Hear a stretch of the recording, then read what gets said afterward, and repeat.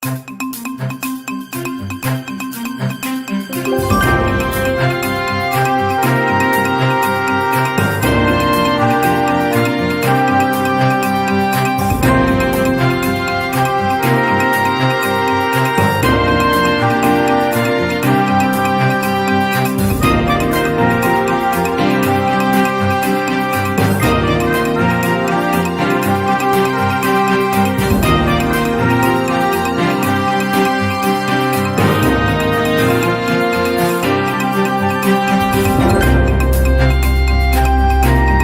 the viewers, my name is Kevin Anyango, founder of Mtandao Varsity School of Soft Skills.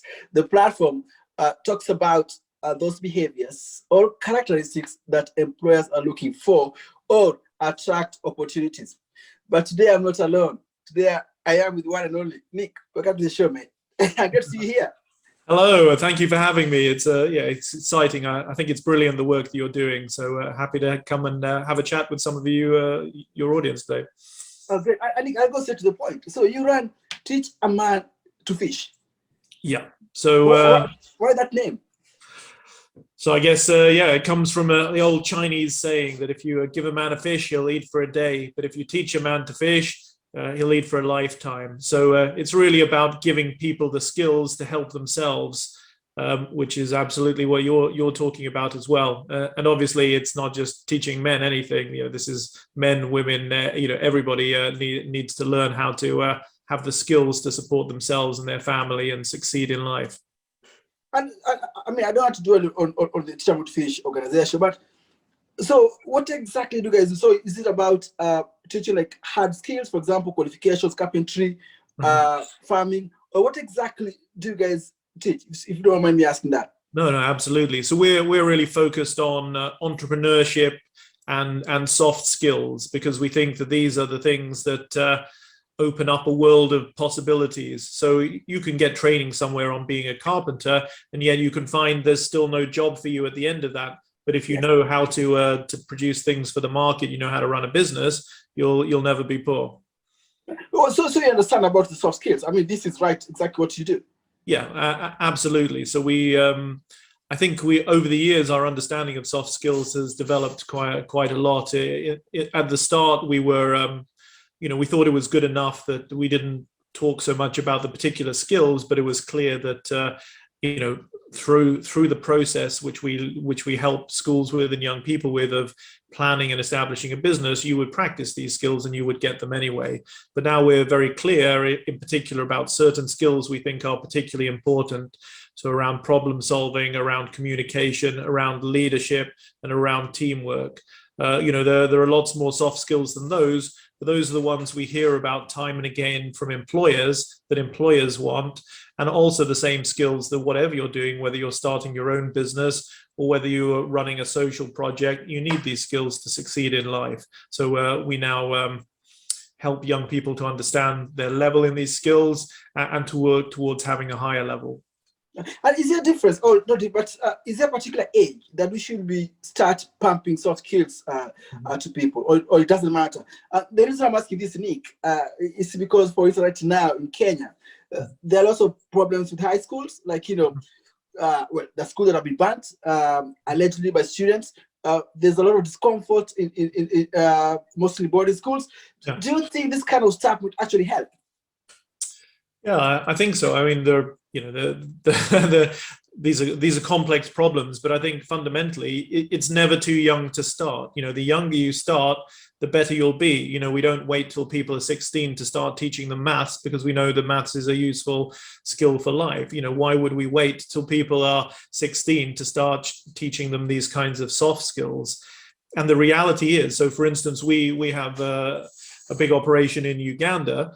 In Uganda, an awful lot of young people never make it to secondary school. If you wait to secondary school to start teaching the things that people need in order to succeed in life, you've lost half the crowd already. So you need to start in primary school. And one of the things that we see, because we work with kids in schools, is that when you teach these skills to kids in school, in primary school, a greater proportion of them go on to secondary school. So for poorer communities, there was something like 3 times as many kids were going on to secondary school from primary schools where we'd worked compared with ones where we hadn't. So, you can see from that, this makes a difference at all stages of your life, even when you're younger. But again, particularly, when you're out in the real world and you're trying to get a job or trying to do your own thing, that's when you need to have already developed those skills, though it's never too late. What should they start? Do we do this at schools or do we do this at home? I think what I'm trying to say here, for example, you're saying that for you to wait to learn what might help us succeed in life, it will take time. So where do we start this? Should we start at home? Yeah, I think there's so many different sorts of places for learning. I think as parents, you were telling me you're a parent yourself. As when your kids kind of grow up, you can do a lot as a parent to help develop their mindset, their way of thinking. I was looking at an online resource recently that was talking about, for parents, just debating with your children, getting them to think through and justify their viewpoints. This is all part of critical thinking and will help you later in life. But obviously, if you can do it in school, if we can have teachers who understand the importance of these skills and have a structured way of teaching it, you will have a different kind of experience. So we need everyone. We need parents, we need teachers, we need employers as well, helping people to develop even once they are already in jobs. But soft skills are not replacing formal education or academics. It's not, is it? No, I mean, to my mind, it unleashes the potential. You might be a maths genius, but if you don't have any soft skills, how do you take advantage of that? Whereas if you're great at maths and you've got some good soft skills, you can work as part of a team working on some financial product to make some money, to do, you'll get a good job and you'll do well for yourself. One of the saddest things I find, and why I particularly like what you're doing, is in a lot of countries there's a strong emphasis on qualifications, on certificates, but employers don't really, that might be something you need as a way in the door or to start a conversation, but it's not the certificate that sort of dictates your future success. You have to actually have some soft skills in order to unlock that true potential, and we miss that out, and schools often don't value it, and young people discover too late that that's what they need if they want to get ahead. Well, you're an employer yourself, entrepreneur. So when you employ people, I know you've got programs in Kenya, you said Rwanda. So when you employ people, what do you look first, Nik, then? Yeah, I mean, I think these, background experience is always going to be, important and useful.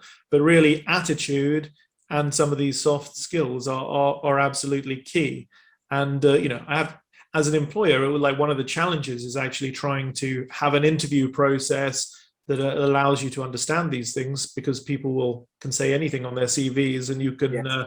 It's quite hard to draw that out. But as soon as you're employing people, then you absolutely see, the importance of attitude. Are people energetic, enthusiastic? Do they turn up to work on time? Are they honest? These basic kinds of qualities that you can't teach them, but people need to understand they're really important if you want to progress in a job. But then these other elements of problem solving, teamwork, communication are so important. It's always a challenge we face, is when people don't communicate. There's something happens, there's an issue, and they don't tell anybody. It drives you crazy as an employer. Actually feeling comfortable communicating, feeling comfortable solving problems, because any business, in the social space where we are, or whether you're a for-profit company trying to sell products, every day is an exercise in solving problems. If you can't feel confident in solving problems, you're not going to make a valuable contribution to that company. And if you're not proving yourself to be valuable, you're not going to do as well either.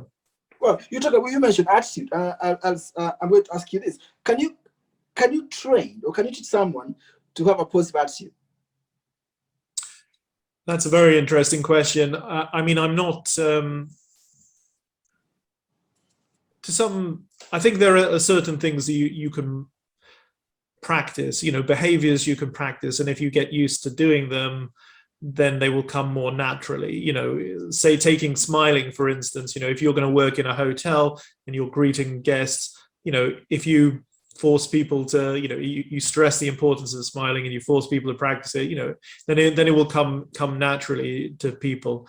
But I think more than sort of teaching it, it's more getting people to understand the significance of it. I think if people realize the impact that their attitude will have on how others see them, then they can choose to change it. It's more about choice than sort of difficulty. It's being positive. We all select the words that we use, but it's only when we think about how those words affect other people that we might make different choices if we know it's important to us as well as important to other people.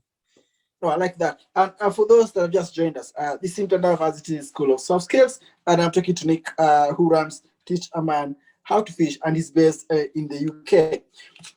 Now, wow, Nik, actually, what about critical? So you say that sometimes it's to have a positive attitude. It's about how you look at things. And for example, you talk about smiling and being positive. What about critical thinking? And when I say critical thinking, I want to revolve around making decisions, for instance, because nowadays you find employers, they give you work, but they tell you how to do it. They don't give that space to actually do your work. So does it really matter then? I need to show. Actually, can you show you're a critical thinker? Let's start there. Oh, sorry, can you repeat that? How can you show you? Yeah, can you prove or can you show that actually this person is a critical thinker? Yeah, I mean, I guess as part of a selection process, that's absolutely where that's perhaps easier than attitude or something that you can kind of fake. If you give people real problems that you face in a business environment and see how they start thinking about those problems, how they start tackling them, then it really is something that you can assess, and which we do assess. And to your point about, is it important? It's a bit chicken and egg. As an employer, what's terrible is when you have to tell people all the time exactly what they need to do because they lack those critical thinking skills. And sometimes you're forced to do it. If you can't find the right people, then that's the best solution. But actually what you'll look for, and particularly look for in the employees that you want to work with long term, that you want to give new and exciting opportunities to, is that you don't have to do all that there is, that they can be trusted, that if you give them the space to think through a problem and come up with a solution, their solution will make sense and it's worth trying. That's the best thing you can get out of someone, and I think employers would like that to happen. But it's a sort of nervousness that means that people resort to just telling people exactly what to do and treating them like children. There's a reason children are working on their critical thinking skills, so you tell them what to do. As adults and employees, you need to be able to do that for yourself. And how can I build this? For example, I'm a fresh graduate. I've no idea what critical thinking is. How could young people build that element of critical thinking? Yeah, I mean, I think all sorts of ways. I guess our solution that we work with Teach a Man to Fish is through using a business as a generator of problems and using those problems as a way to build critical thinking skills. So I think as an individual, even if you're not creating a business, you need to find problems and try to solve problems. And every time you do that, it's like working a muscle. It's like lifting weights. As long as you take a little bit of time at the end to reflect, to think, well, I tried to solve that problem. Did it work? Did it not work? Why didn't it work? Whatever the answer to that is, every time you go through that cycle, you will get stronger and stronger at critical thinking. But is that practical though? So I see I'm looking for work myself, and we know the soft skills, talk about communication, attitude, critical thinking. So if I've never been employed before, how will I build this? How will I build this attitude? How will I build this critical thinking element? So you're talking about businesses. I don't run a business myself. So what exactly is practical? Yeah, I mean, I guess this is partly why we're so keen on trying to do it earlier when people are in school and under less pressure, because as soon as you're in the position where you're looking for a job and you feel you don't have the skills already, you're not going to fix that overnight. It's a process. It takes time, but I think it can be done, and certainly if you don't have a job and if what you need is income, thinking about trying to start your own sort of small enterprise just for for the money, let alone for building the skills, is probably a sensible thing to do. That means then you've got a little bit more in the way of resources. And if you approach that whole process of, I want to get a job, but I can't get a job right now, so I'm going to make some money on the side. Then you think, well, how am I going to make money? What's my good idea? What can I do that someone else can't do? Or what resources do I have access to that some other people don't have access to? That whole thing is a process of critical thinking. You've got to solve, a million little problems to get there. And if that works, you end up with some money at the end of the day, and you probably can explain to a future employer why they should give you a chance. It's you talk about kind of getting jobs, but the again, one thing that people want in terms of attitude is that sort of proactivity. So rather than someone who is passive and waits for fate to solve their problems for them, someone who's prepared to go out and do it. So I think even if you want to get a job, showing that when I don't have a job, what I do is I do something. I don't sit still and hope for it. Then that will also help you get a job as well. Well, talk about get a job, and I'm going to take Uganda as an example. I mean, it's one of the nations that have the highest number of young people in the world. At the same time, also, it's a country that has got many people without formal employment. So if someone comes to you and say there's no work, and I'm talking relevance to Uganda now. So is that their fault because they don't really have the critical thinking element where they look at, what can I start that people don't have, or how can I add value to other businesses as well? I suppose what I'm trying to ask you is, when someone comes to you and say, Nik, I don't have a job, what do you tell them? Yeah, well, I mean, we're always sympathetic. It's really hard. And I don't think anyone should feel it's their fault that they don't have a job. The reality is there's such a youth bulge in a country like Uganda that there aren't enough jobs being produced. But really, that's why the solution, both at the national level and for the individual, is, rather than being a job seeker, can I be a job creator? Even if creating that job is just in the first place, just creating one job just for me, rather than hoping someone else will solve my problem, let's see what I can do. So, we always stress, entrepreneurship as one of the avenues to pursue.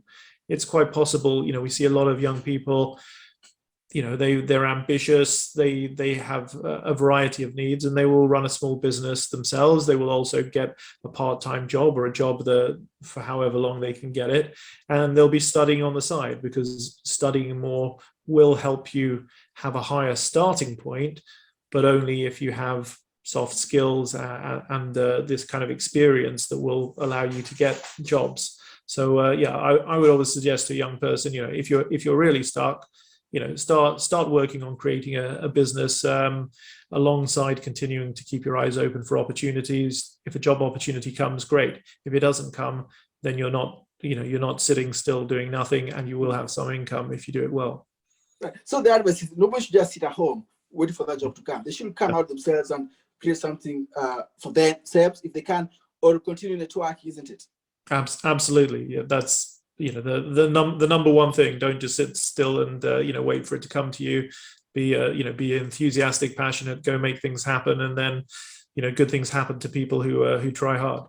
Indeed. Well, talking about that, you say that sometimes, look, when people don't have work or unemployment, it's a very complex.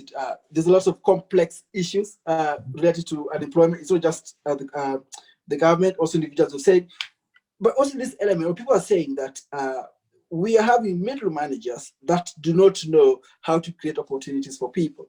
Do you agree with that? Micromanagers who don't know how to create opportunities. Yeah, I mean, I think the challenges about having a more expansive vision of what you can do and what your company can do is a challenge, not just for people looking for their first job, but also for managers as well. And there will be bad managers out there who don't have so much vision. I think it's a great thing for young people to cultivate in themselves when they're at the start of their career, but throughout it is a vision of more. What does aspiration look like? What would you like to achieve? Because if you set your aspirations low, if you just want to make enough money today to survive today till tomorrow, then, you'll never really realize your true potential in life.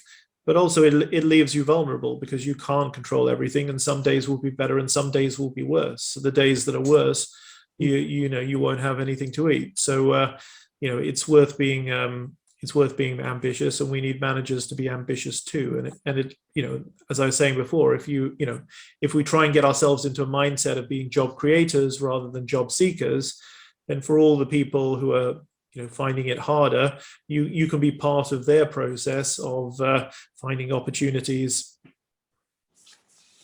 Well, it's interesting. Now, you're talking about creating self-employment. Internet. I mean, everyone talks about internet. And listen, you and I will be talking online, for sometimes now. So, as an employer yourself, how will you? How important is internet when it comes to opportunities? Does it matter, as Nik? I mean, I would say, overall, it's got to be, it's becoming more and more important. A variety of digital skills. That sounds like a good label, but within that, there's everything from just being able to use a computer to being a programmer of artificial intelligence. So that there's a huge variety of jobs which require those kinds of digital technical skills and open up your possibilities. And I think I was having a conversation with someone in our office today. This is one of the challenges. If you can be part of that digital world, I think absolutely go for it. You can be based in East Africa, but your employer doesn't have to be based in East Africa. And imagine how much more money you're going to earn if you're working in East Africa and your employer's in the States or Europe, and will pay a wage that to them seems lower, but to you seems brilliant. Actually, you can access different, a much wider variety of employment opportunities online than you can in your local village or town, or even in the big cities sometimes. So I think it's a great opportunity, but it's not easy, because you become part of a global marketplace when you enter that space, and then you're competing with people in China and India who have been to good schools and been might have had some lucky experiences that you haven't had yet. So you really have to make sure that you reach a good level, a high level, if you want to trade on those skills. Well, so schools matter then? Schools matter. Well, you went to Yale yourself, didn't you? Yeah. So that name kind of, well, you went to Yale, Nik, isn't it? Sorry, the line was bad again. You went to Yale University in the States?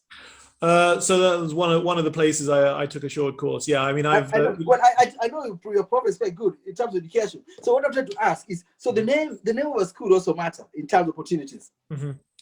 Yeah, I mean, I think undoubtedly, if you go to an education institution that has a good reputation, some of that rubs off on you. I think you will find things easier, but that's not enough by itself. No one's going to give me a job because I spent some time at Yale. They'll give me a job because I have the experience or the skills, the attitude to do that job successfully.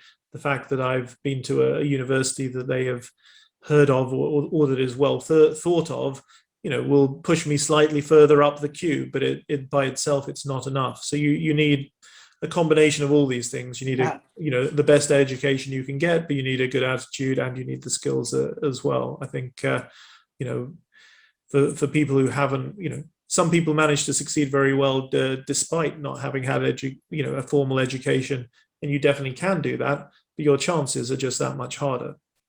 So if one has an opportunity to go to a good school, please go for it. But also that's not that's the determiner of a successful career. If you see what I mean. Absolutely, and I think that's perhaps one of the, not the lies, but misinformation that unfortunately I think if you take a country like Uganda, one of the highest proportion types of person unemployed are university graduates, which is crazy. You would think with all that education, they should be the most employable. But I think many of those people have probably been sold the message that just getting that degree by itself will be enough, and getting that degree by itself is not enough. It puts you at the front of a queue, but if the jobs aren't there, what are you going to do? You either have to create your own, or you have to enter this kind of global marketplace. So what does I went to university. My first degree, I got it from Kenya, but I don't remember being in a class where they talk about soft skills. I don't know about your experience. And if that's not the case, why don't they teach soft skills in school then? Why don't you talk about these kind of things, work ethics, team building, proper communication, like keeping time, how to dress, how to answer phones? Why don't they do this kind of stuff, this basic stuff, if you ask me? Yeah, I think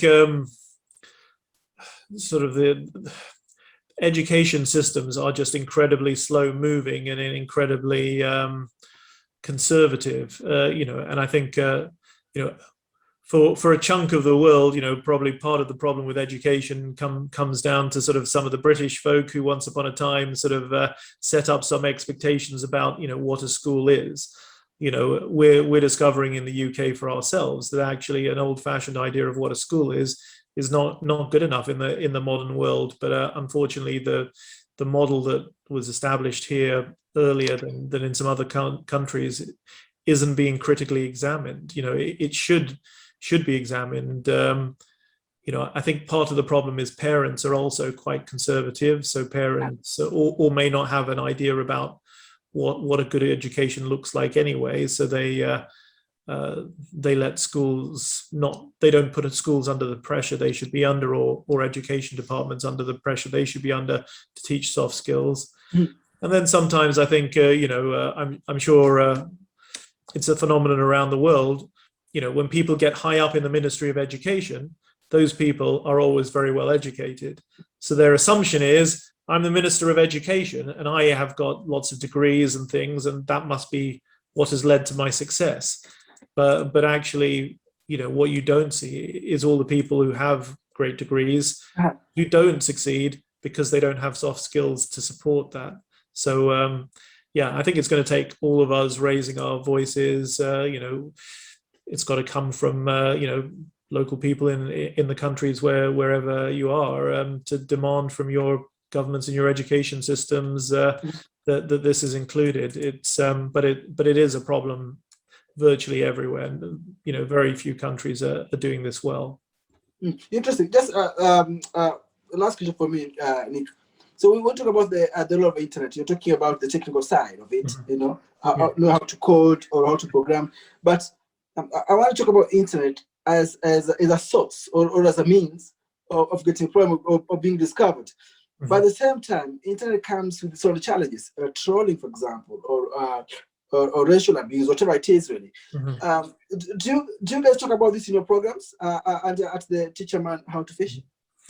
Yeah, I have to say we don't get into the sort of the technical side of things or the digital side very much at all. So we've more recently put our first online free program up called Enterprise Adventure. So if anyone listening wants to work independently to build your skills, you can go to enterpriseadventure.org and go through a process there. But even that, as a digital program, doesn't really sort of focus on digital skills, and we don't talk about them so much because we understand the position most people are still in, or in many of the countries we work, that's not their biggest challenge.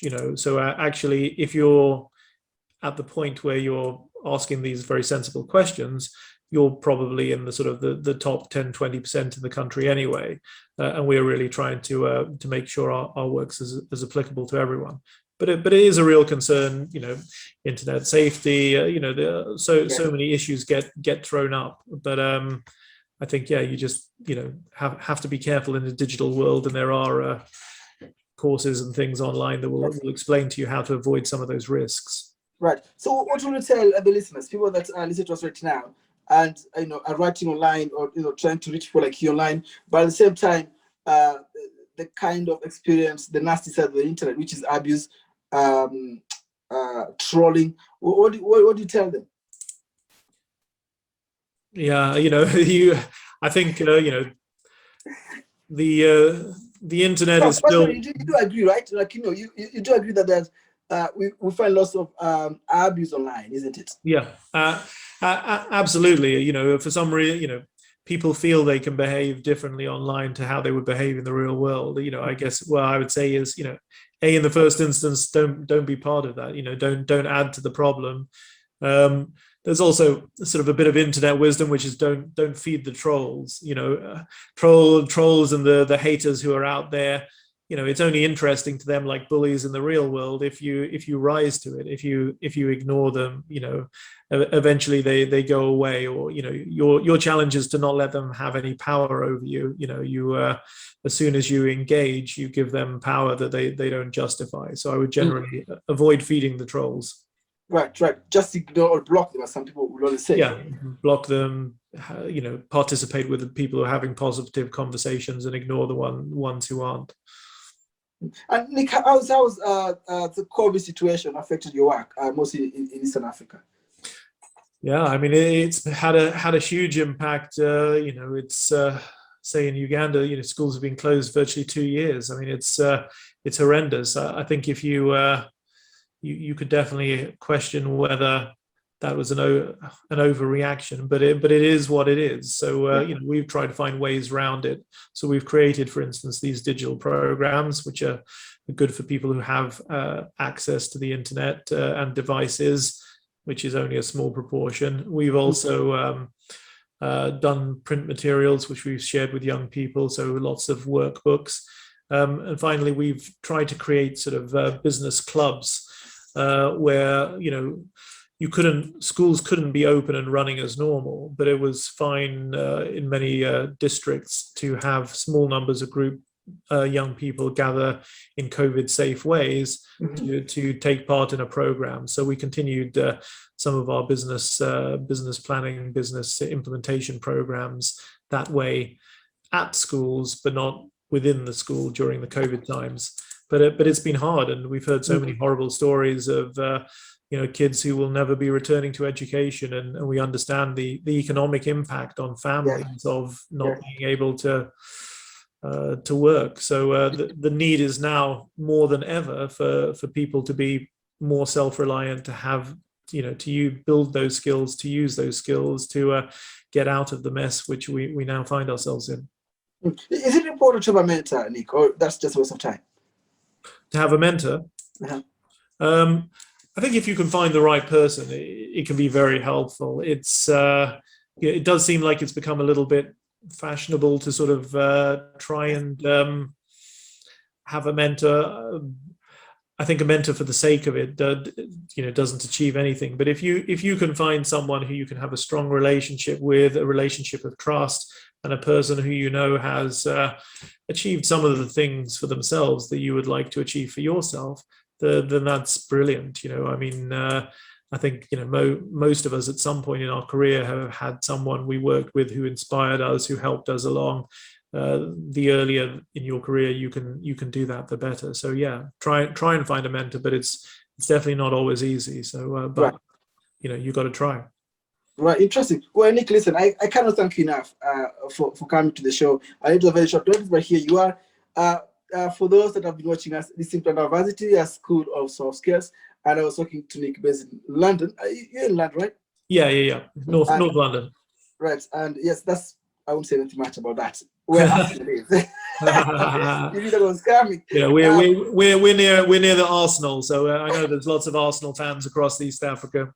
I know, and I know, and they're waiting you to say the other better teams in London as well, rather than the one based in North London. Well, listen, Nick, thank you so much for your time, and I really appreciate what you've discussed with us.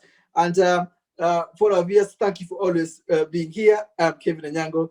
Nick, all the best, and thank you for being here. Thank you so much. Thanks for the invite, and really appreciate the work you're doing out there. Keep it up. Oh, that's it. Bye for now. Bye for now.